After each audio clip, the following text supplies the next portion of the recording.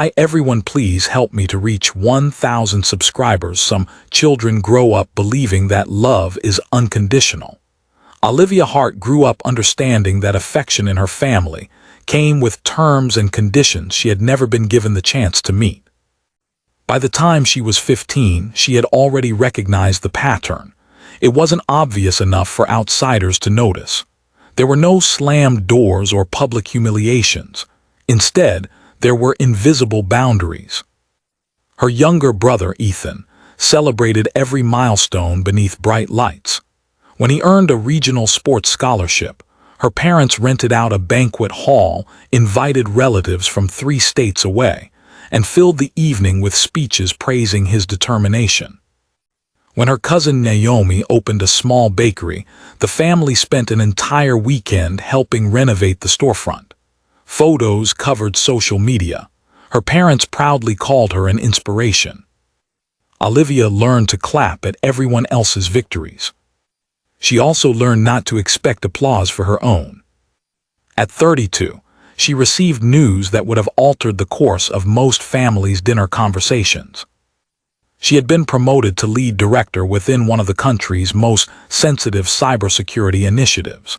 She was the youngest person ever appointed to the position, and the first woman selected in the program's decade-long history.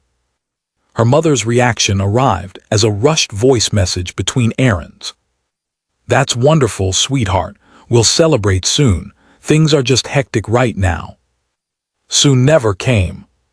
3 weeks later, during Sunday dinner, Olivia finally mentioned an upcoming recognition ceremony connected to the promotion. Her father didn't even lift his eyes from his plate. "We're not rearranging our lives for another one of your little work events." The words landed with the dull force of familiarity. Ethan kept eating. Her mother adjusted the serving spoon and asked if anyone wanted more potatoes. Nobody objected. Nobody defended her. Olivia simply nodded. She had long ago exhausted herself trying to convince people to value what they had already decided wasn't important. As a child, she had argued. As a teenager, she had explained. As a young adult, she had pleaded. Eventually, she had adapted. You stop knocking on doors that never open. You stop translating your achievements into smaller words, hoping someone will finally understand their worth. You save your energy for places where your voice isn't treated like background noise. So she drove home that evening. She changed into comfortable clothes, fed her elderly orange cat, and reviewed notes for the following week's meetings. She didn't cry. Not because the rejection didn't hurt. It did.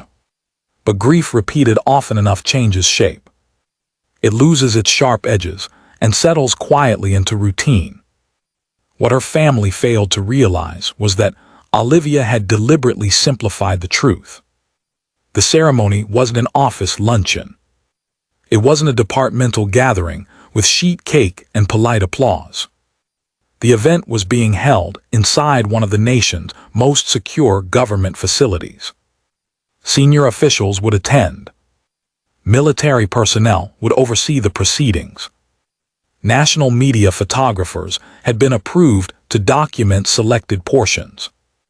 The initiative she had helped build over the previous 2 years had evolved from a theoretical proposal into a functioning security framework protecting critical infrastructure.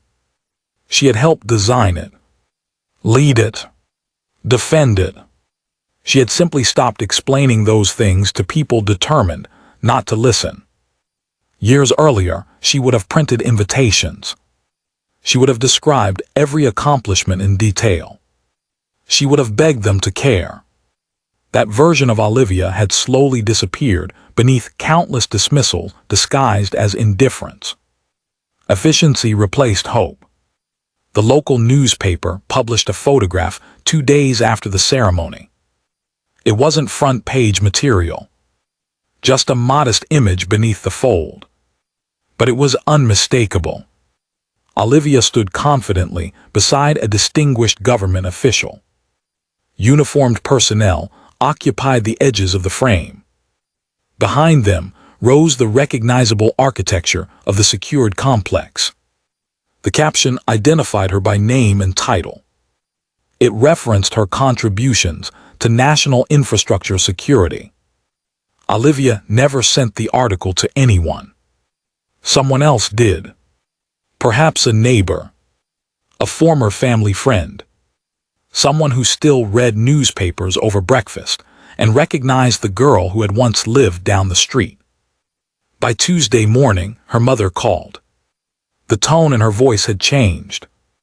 Gone was the distracted warmth reserved for obligations. In its place stood uncertainty. "We need to talk," she said carefully. "Can you come over tomorrow evening?" Olivia agreed. After ending the